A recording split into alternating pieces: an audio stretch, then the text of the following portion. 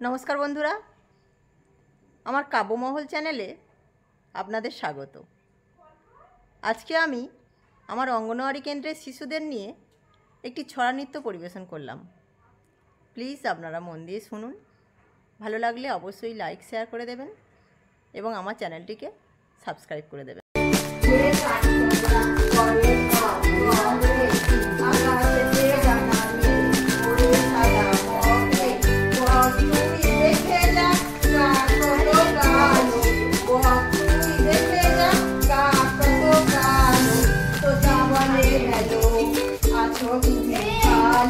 তোতা বলে হ্যালো, ছোট্ট চড়াই মাঠের